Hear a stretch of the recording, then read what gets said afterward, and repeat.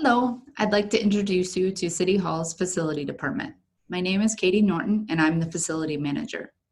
We operate out of the fourth floor of City Hall. Most people aren't aware that we have a fourth floor of City Hall. We are a small but mighty department. My current staff includes Darren Couturier, Lead Maintenance and Repair, Sean Goshorn, Maintenance and Repair, and Mary Morris, Mail Clerk. I have been the facility manager for 5 years and have worked for the city for 9. I assist all city departments with our printing needs. I design and create most of our printed material and develop the printing standards so that a material looks similar when you receive it. I manage the city's copier equipment and order all of the printed material and paper stock. I oversee the mailroom operations and back up the mail courier when she's not at work.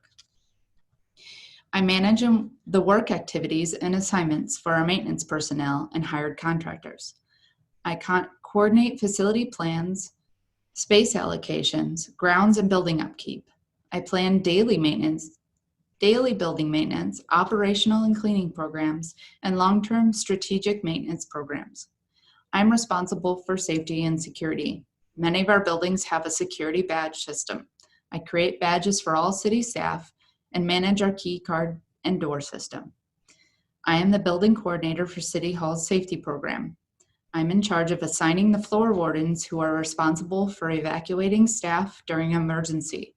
I coordinate with our CSO, or Chief Safety Officer, to have the wardens trained in CPR and first aid and conducting safety drills.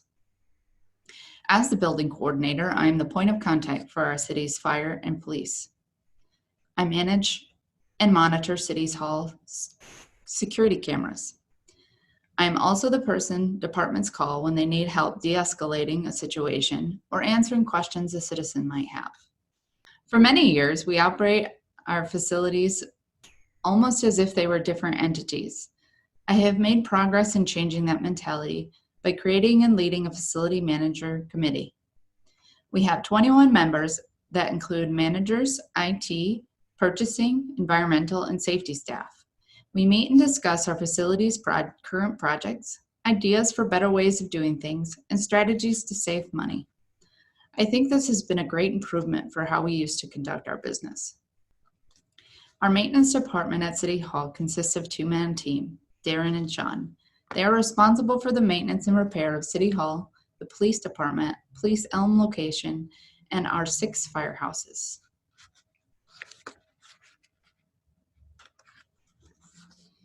Our mailroom is essential to the city's daily business function and operations. We receive large quantities of mail daily.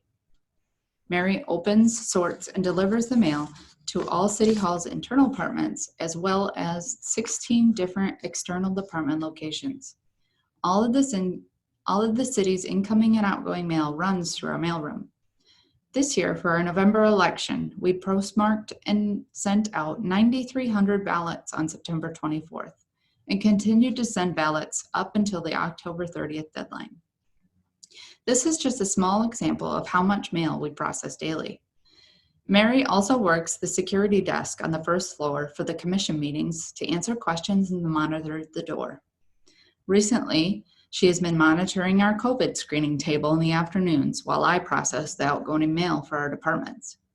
Mary also assists the clerk's office during elections by working the Saturdays we are open and election night processing ballot bags as they arrive. There are a couple major projects that I've been working on currently, along with my other daily tasks. The first being our Terracotta pediment replacement. This was not a project we anticipated, so the $1 million plus price tag was not easy to budget for.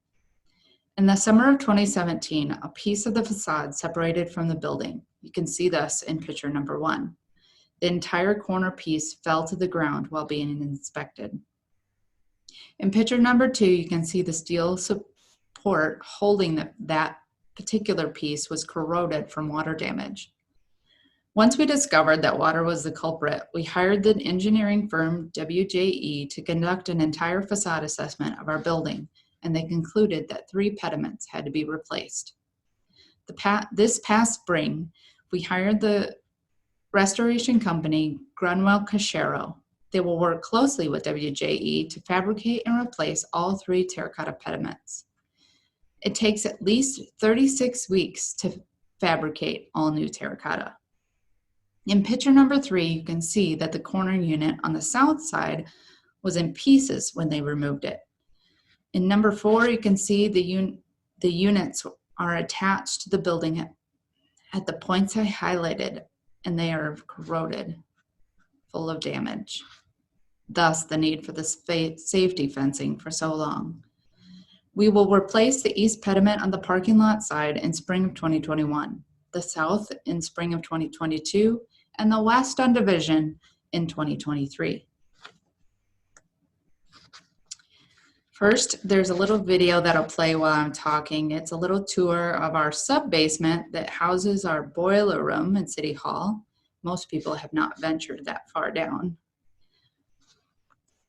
I've been overseeing the backup generator for City Hall. We have decided to refurbish the old PD's generator for this purpose. It's shown in picture number 1. Picture number 2 shows our City Hall's wood burning boiler that heats City Hall and PD. If we were to lose power at City Hall, we have no way of running our boiler room. No power, no heat for either building. This is why there's a significant need for a generator at City Hall. Recently, my team has been responsible for implementing the COVID-19 safety protocols. In picture number 1, you can see that we made a screening table. Every visitor must be screened before they enter the building. This includes having a form filled out, temperature taken, and mask wearing requirement. We installed barricades and 6 feet space indicators to keep people separated. Picture 2 shows plexiglass material that we installed on the pavement windows to keep our staff and patrons safe from each other. I also created a disinfecting checklist for not only City Hall, but also for all our other facilities. We use them daily to keep record of our disinfecting practices. I have been coordinating with the CSO to supply disinfecting equipment and PPE to our entire org. Picture number 3 shows a disinfecting and PPE table on the 4th floor of City Hall, where staff can resupply and take what they need. Okay, and slide number 9 and 10 here, I'm going to quickly run through future projects that need to be accomplished at City Hall. This slide and the next show Priority 2 and Priority 3 recommended repairs still needed at City Hall facade. This was the remainder of WJE's 2017 exterior facade assessment. In the spring of 2017, before the piece fell from City Hall, replacing City Hall's retaining wall was my priority. The Historic District Commission decided they wanted it replaced how it looked historically. Originally, the wall was not built to accommodate irrigation, so the dry well behind the wall has filled with sediment from too much water, causing the wall to crumble from the freeze and thaw process. Picture number 1 is from 2017 when I conducted the project designs. And picture number 2 is the same spot today. Just quickly turned south and should be replaced as soon as we can. Picture number 3 shows how we will replace the wall and add drainage connecting to the stormwater sewer. Also in the early parts of 2017, I worked with the Treasurer's Office to redesign their space.